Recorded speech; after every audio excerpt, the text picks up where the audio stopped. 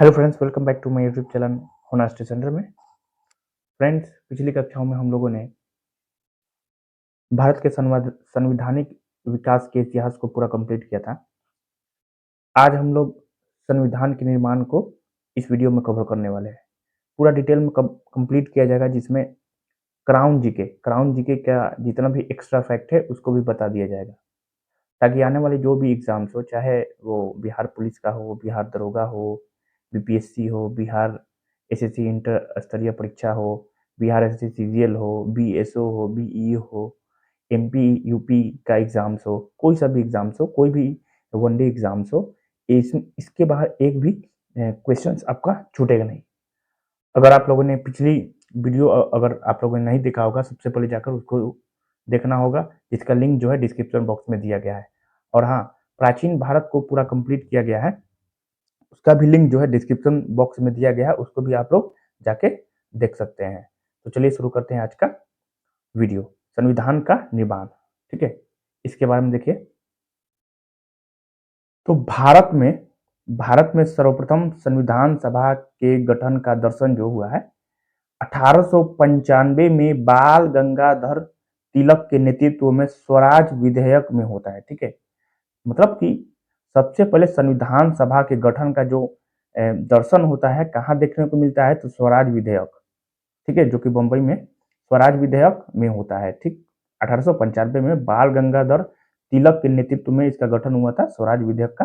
ठीक है, 1895 में इसका झलक मिलता है, संविधान सभा के गठन का झलक जो है आपको सबसे पहले मिलता है स्वराज विधेयक में। ठीक है, क्वेश्चन अगर पूछ सकता है कि संविधान सभा के गठन का सबसे पहला दर्शन किस में मिलता है, तो स्वराज विधेयक में मिलता है। ठीक है, इसका मतलब संविधान सभा के गठन का झलक जो है आपको स्वराज विधेयक में मिलता है। दूसरा देखिए कि 1922 में गांधी जी ने अपनी पुस्तक यंग इंडिया में कहा कि भारतीय संविधान भारतीयों की इच्छा अनुसार ही होगा। ठीक है, यंग इंडिया में उन्होंने कहा था, गांधी जी ने कहा था कि जो भारतीय संविधान जो है भारतीयों की इच्छा अनुसार ही होगा। किसने कहा था, तो याद रखना है, गांधी जी ने कहा था। ठीक है, साइमन कमीशन का भारतीयों द्वारा कड़ा विरोध करने पर तत्कालीन भारत सचिव लॉर्ड बेकन हेड ने भारतीयों को संविधान निर्माण की चुनौती दी। किसने दिया था, तो लॉर्ड बेकन हेड ने भारतीयों को संविधान निर्माण की चुनौती दी, जिसे मोतीलाल नेहरू ने स्वीकार कर नेहरू रिपोर्ट प्रस्तुत की। ठीक है,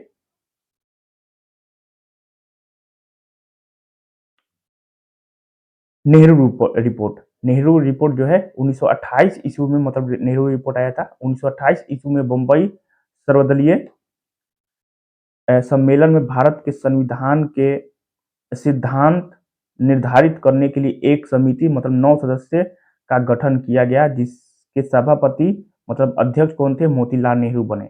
मतलब एक तो नेहरू रिपोर्ट में कितने सदस्य हो जाएंगे, 9 सदस्य। इसका गठन कब हुआ था, 1928 में। कहाँ हुआ था, तो बंबई में हुआ था।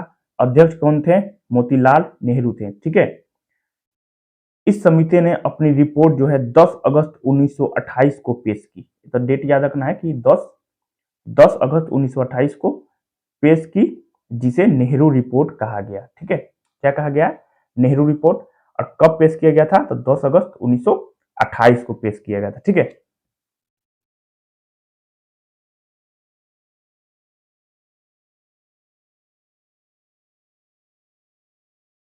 यह भारतीयों द्वारा संविधान बनाने की दिशा में प्रथम प्रयास था।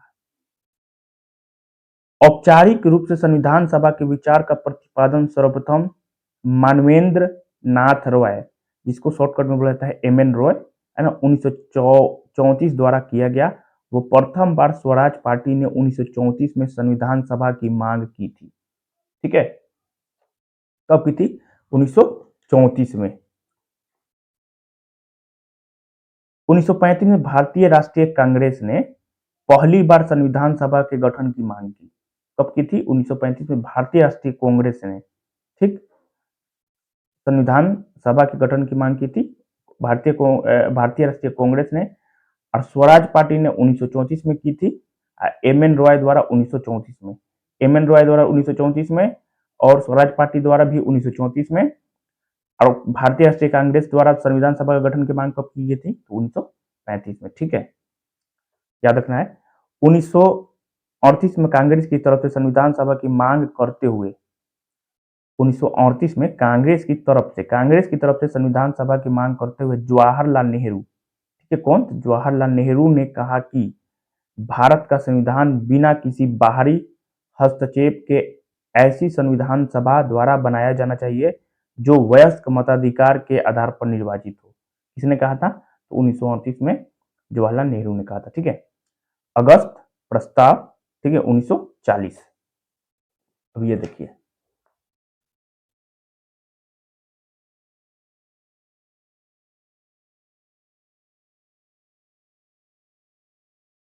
अगस्त प्रस्ताव 8 अगस्त 1940 में लॉर्ड लिनलिथगो की अध्यक्षता में भारत भेजा गया। जो अगस्त प्रस्ताव था, ये कब भेजा गया था? 8 अगस्त 1940 को भेजा गया था। ठीक है, किसकी अध्यक्षता में? तो लॉर्ड लिनलिथगो की अध्यक्षता में, ठीक है, भारत भेजा गया था। अगस्त प्रस्ताव मतलब डेट याद रखना है, 8 अगस्त 1940 को भेजा गया था। ठीक है, इस प्रस्ताव में कहा कि भारत में संविधान सभा का गठन जो है द्वितीय विश्व युद्ध की समाप्ति के बाद किया जाएगा। ठीक है, मतलब अगस्त प्रस्ताव में ही कहा गया था कि भारत संविधान सभा का जो गठन होगा यह द्वितीय विश्व युद्ध के बाद ही होगा। इस प्रस्ताव को कांग्रेस व मुस्लिम लीग दोनों ने अस्वीकार कर दिया। ठीक है, मतलब इन्होंने मना कर दिया। किसने? कांग्रेस और मुस्लिम लीग ने अगस्त प्रस्ताव को। ठीक है, किसके शासनकाल में आया था? तो लॉर्ड लिनलिथगो की अध्यक्षता में आया था। ठीक है, सॉरी, अध्यक्षता में आया था ना। क्रिप्स क्रिप्स प्रस्ताव ब्रिटिश सरकार ने मार्च 1942 में सर स्टैफोर्ड क्रिप्स की अध्यक्षता में भारत में प्रस्ताव भेजा। ठीक है, इस प्रस्ताव में फिर से द्वितीय विश्व युद्ध की समाप्ति के बाद संविधान सभा गठन करने की बात की गई तथा निर्वाचित संविधान सभा की बात की गई। निर्वाचित संविधान सभा की बात की गई। ठीक है, क्रिप्स प्रस्ताव में। ठीक, यह नया नया संविधान स्वीकार करने के लिए जो भी प्रांत तैयार नहीं होगा उसे यह अधिकार होगा कि अपनी भावी स्थिति के बारे में ब्रिटेन के साथ अलग संधि पर हस्ताक्षर करे। ठीक है, एक तो इसमें कहा गया था, एक ये पॉइंट याद रखना है कि द्वितीय विश्व युद्ध की समाप्ति के बाद संविधान सभा का गठन किया जाएगा। एक ये पॉइंट याद रखना है। मतलब क्वेश्चन इस टाइप से भी पूछा जाता है कि इनमें से कौन क्रिप्स प्रस्ताव के बारे में सही नहीं है। ठीक है, तो याद रखना है कि द्वितीय विश्व युद्ध की समाप्ति के बाद में इसमें कहा गया था कि संविधान सभा का गठन किया जाएगा और इसमें निर्वाचित संविधान सभा की बात की गई थी। ठीक, नया संविधान स्वीकार करने के लिए जो भी प्रांत तैयार नहीं होगा उसे यह अधिकार होगा कि अपनी भावी स्थिति के बारे में ब्रिटेन के साथ अलग संधि पर हस्ताक्षर करें। क्लियर? नेक्स्ट देखिए,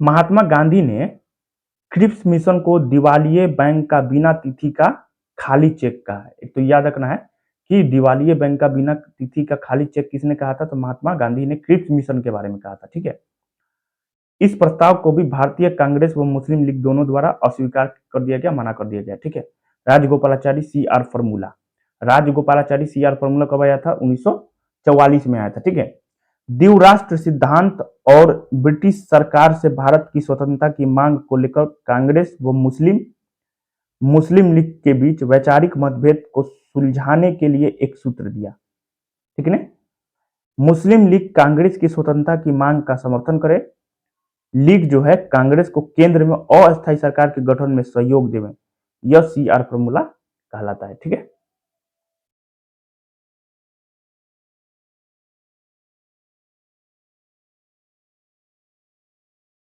कांग्रेस व मुस्लिम लीग के बीच तालमेल बढ़ाने के लिए गांधी जी की सहमति के बाद 10 जुलाई 1944 को सी राजगोपालाचारी ने एक संविधान का प्रारूप तैयार किया जिसमें पाकिस्तान के निर्माण की बात को अप्रत्यक्ष रूप से स्वीकार किया गया, परंतु जिन्ना ने इस प्रस्ताव को अस्वीकार कर दिया।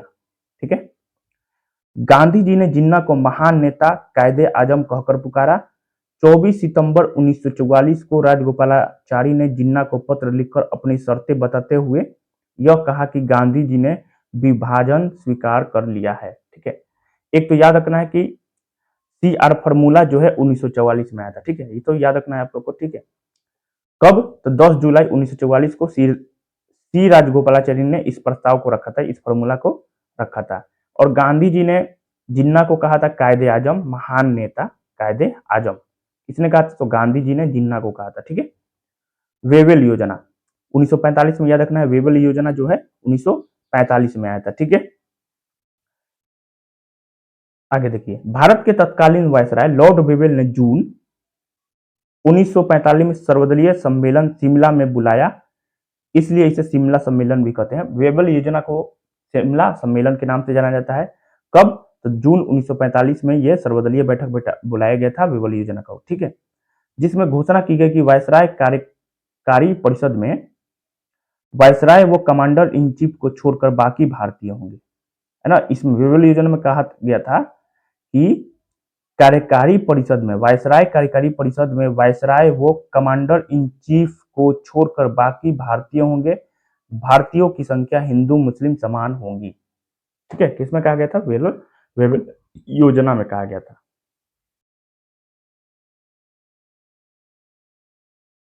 कैबिनेट मिशन 1946, ठीक है। संविधान सभा का गठन 1945 में ब्रिटेन में हुए आम चुनाव, 1945 में जो हुआ था ब्रिटेन में आम चुनाव हुआ था, उसमें लेबर पार्टी के सर क्लीमेंट एटली प्रधानमंत्री बने, ठीक है।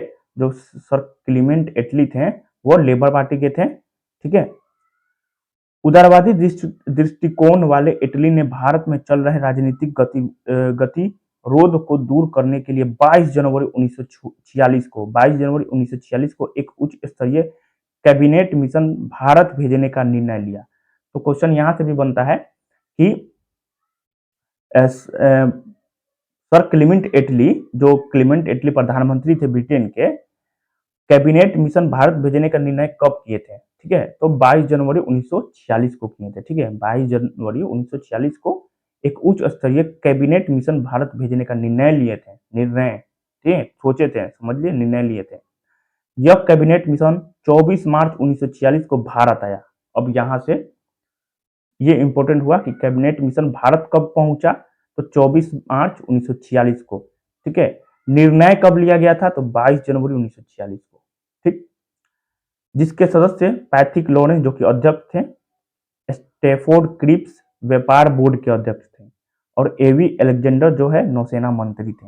एक तो याद रखना है कि कैबिनेट मिशन में कितने सदस्य आए थे, कितने मतलब सदस्य था, तो 3 सदस्य, एक तो पैथिक लॉरेंस, दूसरा स्टेफोर्ड क्रिप्स और एवी अलेक्जेंडर, मतलब 3 सदस्य ये मिशन था, कैबिनेट मिशन 3 सदस्य थे, ये याद रखना है, ठीक है। 16 मई 1946 को इस मिशन ने एक योजना पेश की जिसे मंत्रिमंडल मिशन योजना कहते हैं, ठीक है। 16 मई 1946 को इस मिशन ने एक योजना पेश की जिसे मंत्रिमंडल मिशन योजना कहते हैं।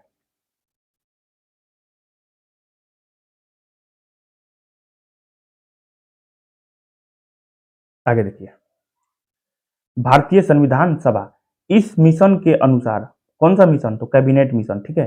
कैबिनेट मिशन के अनुसार भारत की संविधान सभा में कुल जो है 389 सदस्य होंगे, ठीक है। अब यहाँ पे सब पूरा का पूरा कंफ्यूजन है, एकदम क्लियर, एकदम डाउट क्लियर हो जाएगा, ठीक है। तो कैबिनेट मिशन के अनुसार भारत की संविधान सभा में कुल 389 सदस्य होंगे।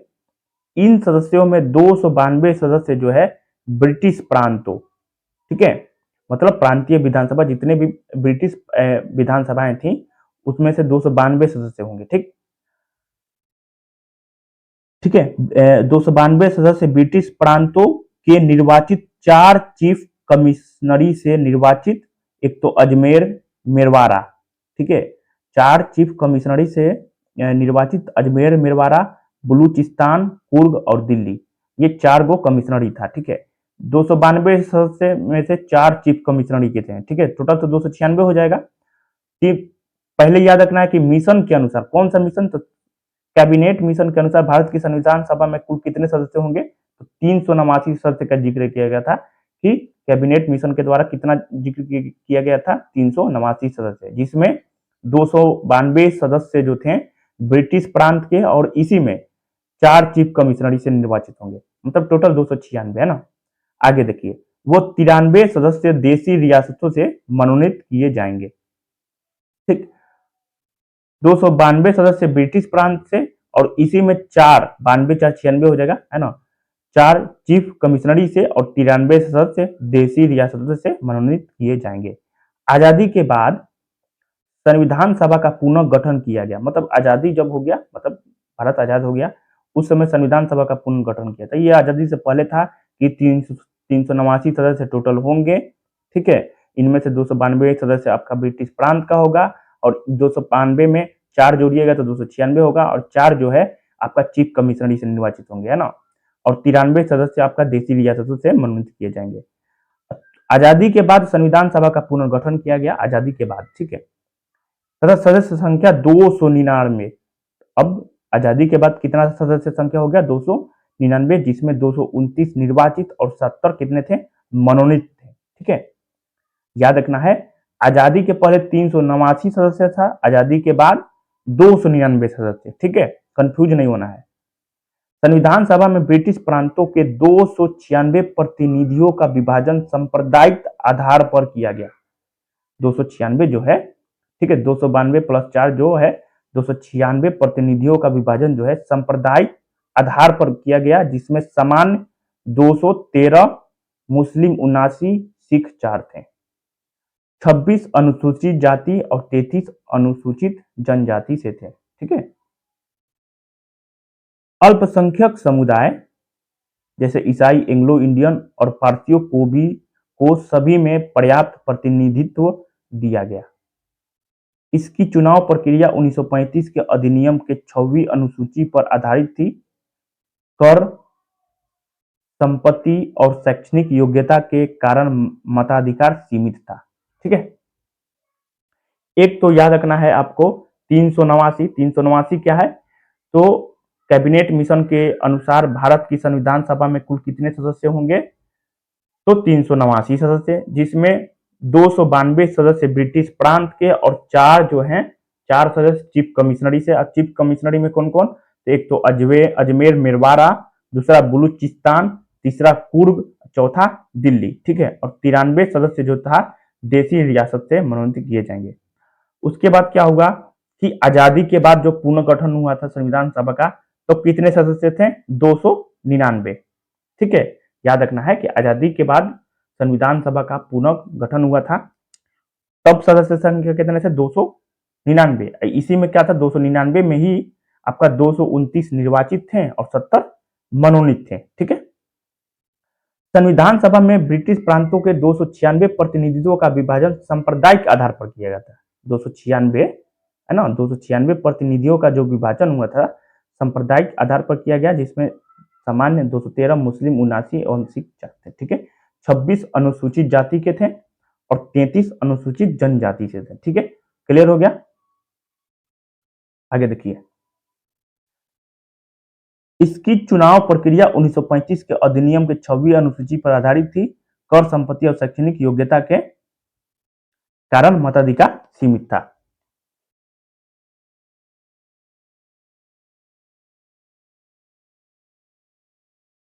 संविधान सभा के लिए चुनाव जुलाई अगस्त 1946 में हुआ। 296 सीटों में से कांग्रेस को 208, मुस्लिम लीग को 73 एवं यूनियनिस्ट मुस्लिम, यूनियनिस्ट शेड्यूल कास्ट, कृषक प्रजा पार्टी, अनुसूचित जाति संघ, सिख साम्यवादी को 1-1 तथा 8 स्वतंत्र सदस्यों को प्राप्त हुई। ठीक है, 1946 में संविधान सभा के लिए संपन्न चुनाव में डॉक्टर भीमराव अंबेडकर पूर्वी बंगाल से चुने गए। यहाँ से इंपॉर्टेंट हो गया क्वेश्चन, यहाँ से बन सकता है कि जो आम चुनाव हुआ था, चुनाव हुआ था उसमें संविधान सभा का 1946 में, तो डॉक्टर भीमराव अंबेडकर कहाँ से चुने गए थे, तो पूर्वी बंगाल से चुने गए थे। किंतु भारत पाक विभाजन के बाद पूर्वी बंगाल, पूर्वी पाकिस्तान अर्थात जो विभाजन हुआ 1946 के बाद, विभाजन भी तो हुआ था 1947 में, तो पूर्वी बंगाल जो था ये आपका पाकिस्तान बन गया था, जो को वर्तमान में क्या है, बांग्लादेश के हिस्से में चला गया है। ठीक है, अतः अंबेडकर जी को संविधान सभा में शामिल करने के लिए पूना संसदीय सीट पर M. R. जयकर का त्याग पत्र स्वीकार कर उपचुनाव के माध्यम से अंबेडकर जी को चुना गया। पहले तो पूर्वी बंगाल से चुने गए थे 1946 में, बाद में जब विभाजन हो गया तो इनको पूना का सीट दे दिया गया था। ठीक है, याद रखना है, पूना का सीट इनको दे दिया गया था। सामान्यतः एक प्रतिनिधि 10 लाख लोगों का प्रतिनिधित्व करता था। ठीक है, ब्रिटिश प्रांत ब्रिटिश प्रांत के सदस्यों का चुनाव विधानसभा के निर्वाचन सदस्यों द्वारा एकल संक्रमणीय मत के समानुपातिक प्रतिनिधित्व द्वारा किया गया। ठीक है,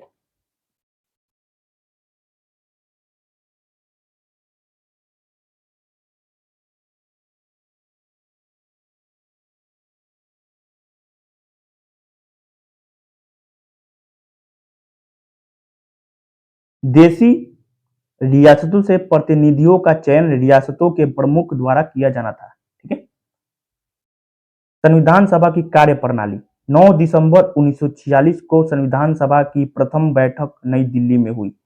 एक तो यहां से क्वेश्चन बन सकता है कि संविधान सभा की प्रथम बैठक कब हुई थी, तो 9 दिसंबर 1946 को हुई थी। याद रखना है, पहला क्वेश्चन यहां से बनता है ये कि संविधान सभा की प्रथम बैठक कब हुई थी, 9 दिसंबर 1946 को हुई थी। ठीक है, दूसरा क्वेश्चन ये बन सकता है कि संविधान सभा की जो बैठक हुई थी कहां हुई थी, तो ये नई दिल्ली में हुई थी। क्या याद रखना है, नई दिल्ली में, मुंबई बंबई में नहीं मार देना है, नई दिल्ली में हुई थी। ठीक है, संविधान सभा के प्रथम बैठक में के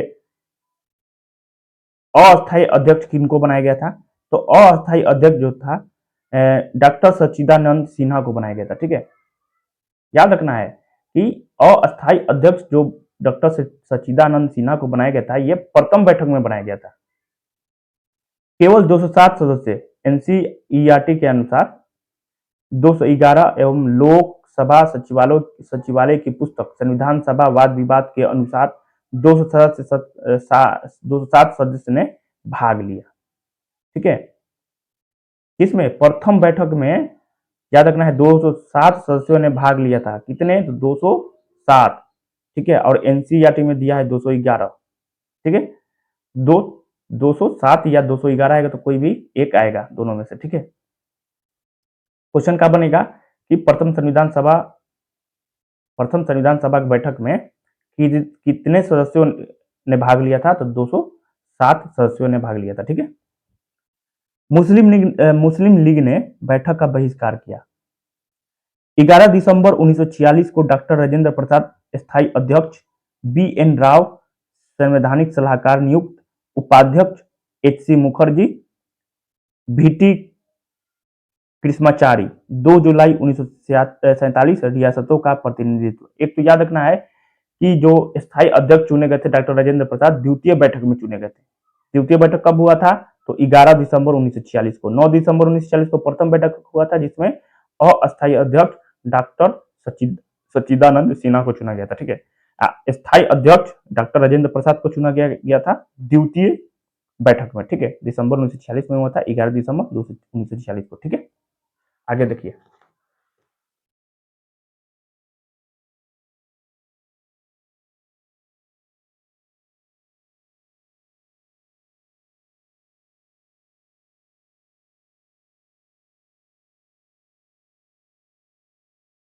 संविधान सभा में मनोनीत उपाध्यक्ष फ्रैंक एंथोनी थे। संविधान सभा में मनोनीत उपाध्यक्ष कौन थे, फ्रैंक एंथोनी थे। ये याद रखना है कि संविधान सभा में मनोनीत उपाध्यक्ष कौन थे, फ्रैंक एंथोनी थे। कौन थे, फ्रैंक एंथोनी। उद्देश्य प्रस्ताव। 13 दिसंबर 1946 को जवाहरलाल नेहरू द्वारा प्रस्तुत, मतलब कि उद्देश्य प्रस्ताव जो है ये 13 दिसंबर 1946 को जवाहरलाल नेहरू द्वारा प्रस्तुत किया गया था। ठीक है, तथा 22 जनवरी 1947 को संविधान सभा द्वारा स्वीकृत किया गया था। 22 जनवरी 1947 को संविधान सभा द्वारा इसको स्वीकृत किया गया था। एक और चीज याद रखना है कि जो प्रस्तुत किया गया था उद्देश्य प्रस्ताव जवाहरलाल नेहरू द्वारा, किस संविधान सभा की बैठक में किया गया था, तो याद रखना है संविधान सभा की 5वीं बैठक में इसको प्रस्तुत किया गया था। ठीक है, यहां से क्वेश्चन बन सकता है, तो संविधान सभा की 5वीं बैठक में इसको प्रस्तुत किया गया था। ठीक, उद्देश्य प्रस्ताव ही आगे चलकर संविधान की प्रस्तावना का आधार बना। उद्देश्य प्रस्ताव की स्वीकृति के बाद संविधान सभा ने संविधान निर्माण हेतु 8 बड़ी समितियां व अन्य कई छोटी समितियों का गठन किया। ठीक, तो समिति देखिए, इसमें 9 ही समिति का जिक्र किया गया है। एक्स्ट्रा जो दिया है आपको क्राउन में दिया गया है। ठीक है, इसमें दिया गया है, तो क्राउन में जो है एक्स्ट्रा दिया गया है, तो उसको हम बताते चलेंगे। एक तो आप सबसे पहले देखिए कि जो प्रमुख बड़ी समितियां उनके अध्यक्ष, एक तो हो जाएगा आपका जवाहरलाल नेहरू। ठीक है, ये पहला समिति है जवाहरलाल नेहरू द्वारा। ठीक है, इसमें देखिए संघ शक्ति समिति के अध्यक्ष आपका जवाहरलाल नेहरू हो जाएंगे। संघीय संविधान समिति का अध्यक्ष आपका जवाहरलाल नेहरू हो जाएंगे। राज्यों के लिए समिति का अध्यक्ष जवाहरलाल नेहरू हो जाएंगे। ठीक है, एक तो संघ शक्ति के समिति हो जाएंगे जवाहरलाल नेहरू, संघीय संविधान समिति के अध्यक्ष हो जाएंगे जवाहरलाल नेहरू, और राज्यों के लिए समिति के अध्यक्ष हो जाएंगे जवाहरलाल नेहरू। तीनों याद हो गया। आगे देखिए सरदार वल्लभ भाई पटेल, एक तो प्रांतीय संविधान समिति के अध्यक्ष सरदार वल्लभ भाई पटेल, और मौलिक अधिकारों एवं अल्पसंख्यक संबंधी परामर्श समिति के अध्यक्ष भी आपको सरदार वल्लभ भाई पटेल होंगे। कौन कौन? तो प्रांतीय संविधान समिति के, मौलिक अधिकारों के समिति के, अल्पसंख्यक संबंधी परामर्श समिति के। ठीक है, जेबी कृपलानी ये मौलिक अधिकार उप समिति के अध्यक्ष थे। जेबी कृपलानी क्या हो जाएंगे? मौलिक अधिकार के समिति के अध्यक्ष सरदार वल्लभ भाई पटेल, लेकिन मौलिक अधिकार उप समिति जब पूछेगा तो जेबी कृपलानी हो जाएगा। ठीक, एससी मुखर्जी अल्पसंख्यक उप समिति, अल्पसंख्यक उप समिति के अध्यक्ष कौन हो जाएंगे? एससी मुखर्जी। लेकिन अगर अल्पसंख्यक सिर्फ समिति पूछेगा, अल्पसंख्यक परामर्श समिति के अध्यक्ष कौन हो जाएंगे? सरदार वल्लभ भाई पटेल। उप समिति पूछेगा तो एचसी मुखर्जी। ठीक, प्रक्रिया नियम समिति तो डॉक्टर राजेंद्र प्रसाद हो जाएंगे। संचालन समिति डॉक्टर राजेंद्र प्रसाद हो जाएंगे। राष्ट्रीय ध्वज संबंधी तदर्थ संबंधी, है ना, सॉरी, राष्ट्रीय ध्वज संबंधी तदर्थ समिति के अध्यक्ष डॉक्टर राजेंद्र प्रसाद। डॉक्टर भीमराव अंबेडकर जो है प्रारूप समिति के अध्यक्ष थे।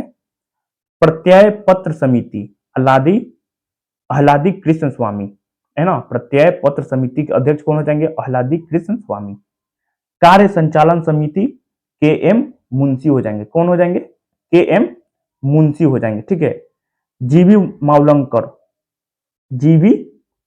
मावलंकर संविधान सभा के कार्यों से संबंधित समिति प्रकार्य समिति के अध्यक्ष जीवी मावलंकर हो जाएंगे। बी पट्टाभी सीतारमैया सदन समिति के अध्यक्ष बी पट्टाभी सीतारमैया।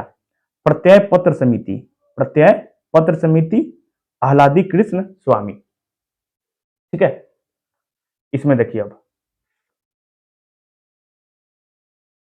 शुरू से हम बता दे रहे हैं। ठीक है, शुरू से रिपीट भी हो जाएगा। एक तो नियम समिति डॉक्टर राजेंद्र प्रसाद हो जाएंगे। संचालन समिति डॉक्टर राजेंद्र प्रसाद हो जाएंगे। प्रारूप समिति डॉक्टर भीमराव अंबेडकर हो जाएंगे। संघ संविधान समिति तो जवाहरलाल नेहरू, उसमें भी दिया गया था संघ संविधान समिति जवाहरलाल नेहरू। प्रांतीय संविधान समिति सरदार वल्लभ भाई पटेल। ठीक है, प्रांतीय संविधान समिति सरदार वल्लभ भाई पटेल। वित्त एवं कर्मचारी समिति डॉक्टर राजेंद्र प्रसाद। वित्त एवं कर्मचारी समिति डॉक्टर राजेंद्र प्रसाद। सलाहकार समिति, है ना, सलाहकार समिति सरदार वल्लभ भाई पटेल हो जाएगा। ठीक है, कहा देखिए अब सलाहकार समिति पूछ सकता है ना, सलाहकार समिति सरदार वल्लभ भाई पटेल। मूल अधिकार उप समिति जेबी कृपलानी। मौलिक बोलिए चाहे मूल बोलिए, मूल अधिकार उप समिति जेबी कृपलानी। अल्पसंख्यक उप समिति एचसी मुखर्जी। अब यहां देखिए नया हो गया, पूर्वोत्तर सीमा जनजाति क्षेत्र और असम आदि उप समिति। ठीक है, क्या क्या? तो आपका एक तो पूर्वोत्तर सीमा जनजाति क्षेत्र और असम आदि की उप समिति गोपीनाथ बारदोली हो जाएंगे। पूर्वोत्तर सीमा जनजाति क्षेत्र और असम आदि की उप समिति के अध्यक्ष गोपीनाथ बारदोली हो जाएंगे। अपवर्जित और भागत अपवर्जित क्षेत्र, असम के क्षेत्रों को छोड़कर उप समिति। अपवर्जित और भागत अपवर्जित क्षेत्र के उप समिति कौन थे? तो जे निकोल्स राय। कौन हो जाएंगे? तो जे निकोल्स राय। ठीक है, संघ शक्ति समिति जवाहरलाल नेहरू हो जाएंगे। परिचय पत्र समिति आह्लादी कृष्ण स्वामी अय्यर हो जाएंगे। आवास समिति या सदन समिति डॉक्टर पट्टाभी सीतारमैया हो जाएंगे। ठीक है, आवास बोलिए चाहे सदन बोलिए, कार्य निर्धारण समिति, तो कार्य का निर्धारण कौन करेगा? तो कन्हैयालाल माणिकलाल मुंशी, के एम मुंशी। राष्ट्रीय ध्वज के लिए तदर्थ समिति डॉक्टर राजेंद्र प्रसाद हो जाएंगे। संविधान सभा के कृतियों की समिति जीवी मावलंकर हो जाएंगे। संविधान सभा के कृतियों की समिति जीवी मावलंकर। देख रहे हैं बहुत सारा एक्स्ट्रा दे दिया है, ठीक है। राज्य समिति जवाहरलाल नेहरू हो जाएंगे, राज्य समिति जवाहरलाल नेहरू। यहाँ देखिए एक्स्ट्रा दिया है, उच्चतम न्यायालय के लिए तदर्थ समिति। राष्ट्र ध्वज के तदर्थ समिति डॉक्टर राजेंद्र प्रसाद। उच्चतम न्यायालय के तदर्थ समिति के अध्यक्ष कौन थे? एस वरदाचारी, ठीक है, एस वरदाचारी। उच्चतम न्यायालय के लिए तदर्थ समिति के अध्यक्ष कौन हो जाएंगे? एस वरदाचारी, ठीक।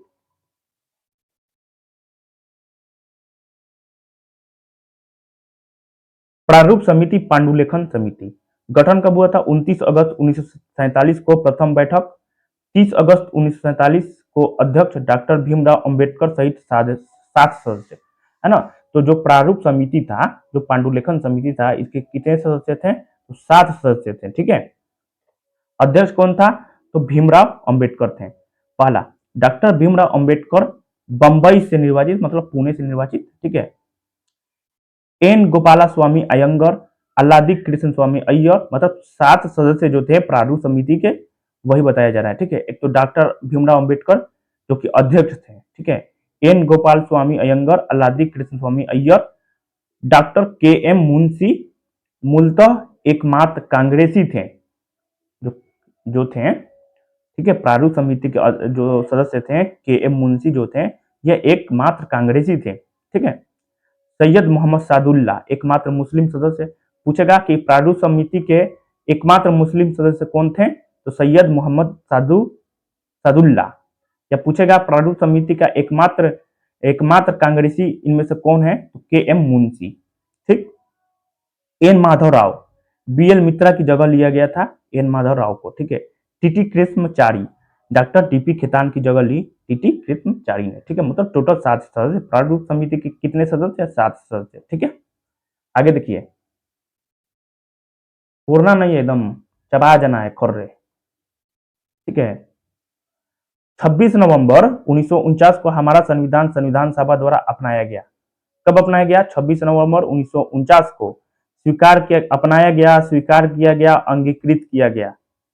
इसके कुछ 16 अनुच्छेद, है ना, 16 अनुच्छेद प्रावधान, मतलब 16 अनुच्छेद को, मतलब इसमें 16 अनुच्छेद को प्रावधान किया गया था, ठीक है। अंतरिम संसद, नागरिकता, अस्थायी एवं संक्रमणकालीन उपबंध, निर्वाचन संबंधित उपबंध आदि 26 नवंबर 1949 को ही लागू हो गए।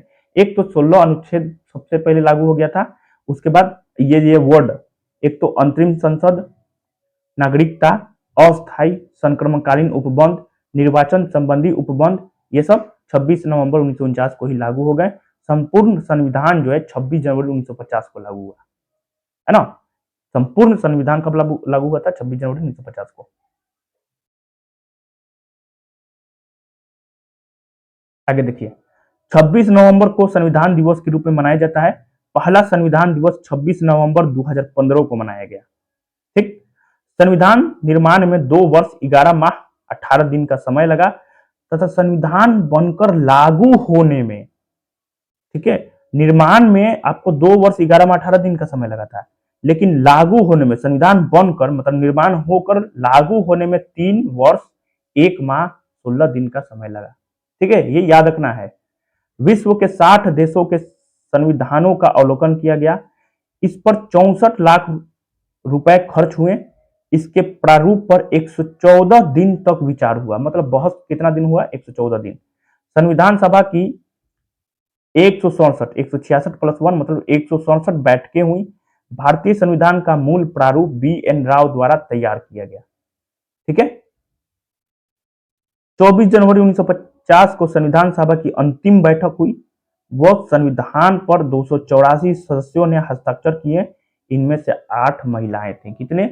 8 महिलाएं थीं। संविधान सभा का केवल एक ही प्रावधान ऐसा है जो लगभग बिना किसी वाद विवाद के पास हो गया। यह प्रावधान सार्वभौमिक मताधिकार का था, जिसका अर्थ है कि धर्म, जाति, शिक्षा, लिंग, आय के आधार पर भेदभाव के बिना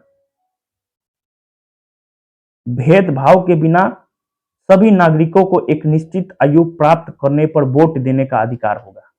ठीक। संविधान सभा की सामान्य कार्यविधि में भी सार्वजनिक विवेका का महत्व स्पष्ट दिखाई देता था। विभिन्न मुद्दों के लिए संविधान सभा की 8 मुख्य कमेटियां थी। संविधान सभा की 8 मुख्य समितियां थी। ठीक है। संविधान सभा की समस्त कार्यवाहियां कॉन्स्टिट्यूएंट असेंबली डिबेट्स में प्रकाशित है। ठीक है। 24 जनवरी 1950 को ही राष्ट्रीय गान व राष्ट्रीय गीत को अपनाया गया। यहां से क्वेश्चन बन सकता है कि राष्ट्रीय गान व राष्ट्रीय गीत को कब अपनाया गया था? तो 24 जनवरी 1950 को ही दोनों को अपनाया गया था। इसी दिन डॉक्टर राजेंद्र प्रसाद को भारत का राष्ट्रपति चुना गया। मतलब 24 जनवरी 1950 को ही भारत के राष्ट्रपति चुने गए डॉक्टर राजेंद्र प्रसाद को। संविधान सभा को भंग कर उसे अंतरिम संसद में परिवर्तित कर दिया गया।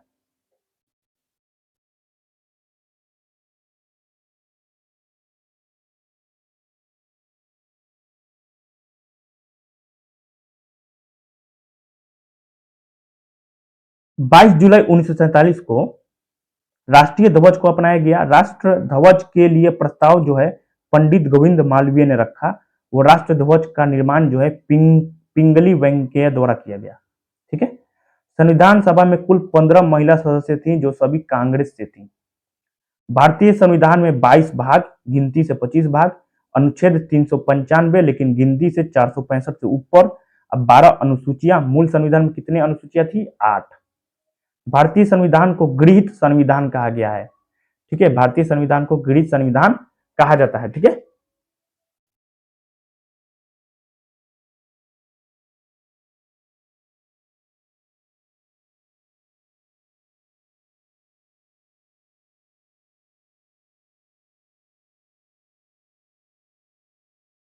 भारतीय संविधान का हिंदी संस्करण बसंत कृष्ण वैद्य द्वारा तैयार किया गया है ना। जो भारतीय संविधान का हिंदी संस्करण था, मतलब हिंदी में लिखा गया, किसके द्वारा? बसंत कृष्ण वैद्य द्वारा। भारतीय संविधान को अंग्रेजी में प्रेम बिहारी नारायण राम रायजादा ने लिखा। अंग्रेजी में प्रेम बिहारी नारायण रायजादा ने लिखा था और हिंदी में बसंत कृष्ण वैद्य द्वारा। ठीक है। भारतीय संविधान पर चित्रकारिता नंदलाल बोस व राम मनोहर सिन्हा ने की। जो चित्रकारी है वो नंदलाल बोस व राम मनोहर सिन्हा ने की। संविधान सभा में वैध मताधिकार को 15 वर्ष के लिए स्थगित करने की बात जो है मौलाना आजाद ने की थी। ठीक है। महात्मा गांधी व जिन्ना संविधान सभा के सदस्य नहीं थे। बहुत ही इंपॉर्टेंट हो जाएगा। संविधान सभा के सदस्य अब महात्मा गांधी व जिन्ना दोनों के दोनों नहीं थे। डॉक्टर राजेंद्र प्रसाद ने कहा था, एक संविधान एक मशीन की तरह बेजाज चीज है। ठीक है। इसमें वे लोग जीवन फूंकते हैं जो इसका नियंत्रण करते हैं। भारत में बस कुछ ईमानदार लोगों की आवश्यकता, जिनके लिए राष्ट्रहित की सर्वोपरि है। ठीक। अपनी राष्ट्रवादी प्रतिक्रिया में भारतीय संविधान के निर्माताओं ने अल्पसंख्यकों के हितों तथा भावनाओं के महत्व को कम करके आंका है। यह कथन आइवर जेनिंग्स का है। ठीक है। ऑस्टिन ने क्या कहा? संविधान सभा कांग्रेस थी और कांग्रेस भारत था। किसने कहा था? तो ऑस्टिन ने कहा था। तथा संविधान सभा एक दलीय देश में एक दलीय संस्था थी। ऑस्टिन ने कहा था। ठीक है। भारत की संविधान सभा को भारत के सूक्ष्म चित्र की संज्ञा ग्रेनविल ऑस्टिन ने दी थी। लॉर्ड साइमन ने इसे हिंदू हिंदू संस्था की संज्ञा दी। लॉर्ड साइमन ने इसे हिंदू संस्था की संज्ञा दी। ठीक। चर्चिल ने देश की एक बड़ी जाति का प्रतिनिधित्व मानते थे। चर्चिल जो है, ठीक है, देश की एक बड़ी जाति का प्रतिनिधित्व मानते थे। महात्मा गांधी ने संविधान सभा अकेले ही देश के लिए एक स्वदेशी संविधान का निर्माण कर सकती है तथा सही मायने में और पूरी तरह से लोगों की इच्छा का प्रतिनिधित्व कर सकती है। ये किसने कहा था? तो महात्मा गांधी ने कहा था। ठीक है।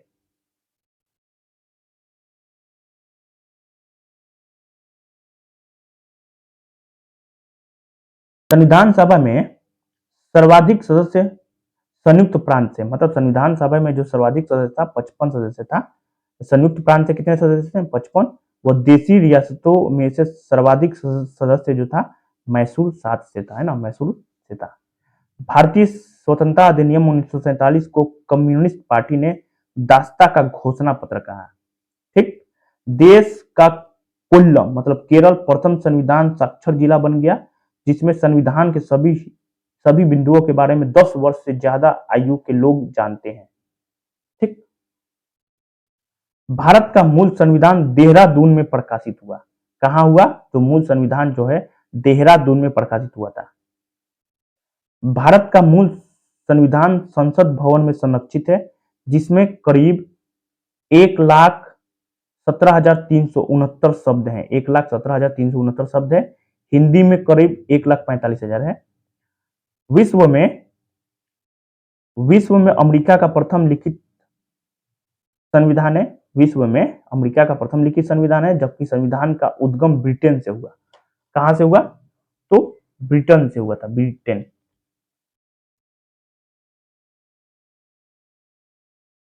विश्व का सबसे नवीनतम क्यूबा का संविधान है। सबसे नवीनतम क्या हो जाएगा? क्यूबा का संविधान हो जाएगा। इंग्लैंड आधुनिक लोकतंत्र की स्थापना करने वाला देश है। संविधान सभा के कुल 12 अधिवेशन विशेष अधिवेशन सहित हुए, मतलब 12 अधिवेशन हुआ था। संविधान सभा में संविधान पर 3 वाचन हुए। कितने? 3। पहला वाचन 4 नवंबर से 9 नवंबर 1948 तक चला था। दूसरा वाचन 15 नवंबर 1948 से 17 अक्टूबर 1949 तक, और तीसरा वाचन जो है 14 नवंबर 1949 से 26 नवंबर 1949 तक। वाचन याद रखना होता है। ठीक है, अब देखिए अधिवेशन। देखिए, एक तो आपका प्रथम अधिवेशन का डेट कितना हुआ? तो 9 से 23 दिसंबर 1949। प्रथम जो अधिवेशन हुआ था 9 से 23 दिसंबर 1949 को हुआ था। द्वितीय अधिवेशन 20 से 25 जनवरी 1947। ठीक है, 20 से 25 जनवरी 1947 को द्वितीय अधिवेशन हुआ। और तृतीय अधिवेशन 28 अप्रैल से 2 मई। चौथा अधिवेशन 14 से 31 जुलाई 1947। पांचवा अधिवेशन 14 से 30 अगस्त 1947। छठा अधिवेशन 27 जनवरी 1948। सातवां अधिवेशन 4 नवंबर 1948 से 8 जनवरी 1949 तक। आठवां अधिवेशन जो है 16 मई से 6 जून 1949 तक। ठीक है, नौवां अधिवेशन 30 जुलाई से 18 सितंबर 1949 तक। 10वां अधिवेशन 6 से 17 अक्टूबर 1949 तक। 11वां 14 से 26 नवंबर 1949 तक। अब 12वां जो अधिवेशन, ये विशेष अधिवेशन हुआ 24 जनवरी 1950 को। ठीक है, मतलब डेट भी याद रखना है।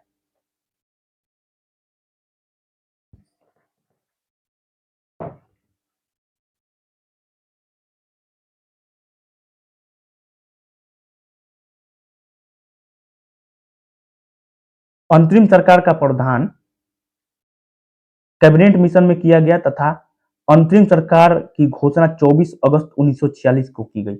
याद रखना है कि जो घोषणा हुआ था, अंतरिम सरकार की घोषणा 24 अगस्त 1946 को की गई थी, जिसका गठन 2 सितंबर 1946 को हुआ, लेकिन 26 अक्टूबर 1946 को पुनः गठन हुआ। पुनः गठन कब हुआ? 26 अक्टूबर 1946 को पुनः गठन हुआ, जिसमें 5 मुस्लिम सदस्य शामिल हुए। अंतरिम सरकार, ये अंतरिम सरकार 1946 हो जाएगा। ठीक है, इसमें देखिए पंडित नेहरू जो थे, ठीक है, एक तो याद रखना है। ठीक, पहले देखिए सदस्य पंडित नेहरू जो थे, कार्यकारी परिषद, उपाध्यक्ष, राष्ट्रमंडल, विदेशी, है ना। तो पंडित नेहरू को दिया गया था, पद दिया गया था कार्यकारी परिषद के उपाध्यक्ष, राष्ट्रमंडल और विदेशी के, है ना, विदेशी का पद दिया गया था। राजेंद्र प्रसाद को खाद्य एवं कृषि का पद दिया गया था, है ना, या मंत्री बोलिए चाहे कुछ बोलिए, खाद्य एवं कृषि का पद जो था, या विभाग जो बोलिए, खाद्य एवं कृषि विभाग किसको दिया गया था? राजेंद्र प्रसाद को दिया गया था। गृह, सूचना एवं प्रसारण विभाग सरदार पटेल को दिया गया था। उद्योग, नागरिक आपूर्ति, क्या हो जाएगा? उद्योग, नागरिक आपूर्ति किसको दिया गया था? जॉन मथाई को दिया गया था। किसको दिया गया था? जॉन मथाई को दिया गया। ठीक है,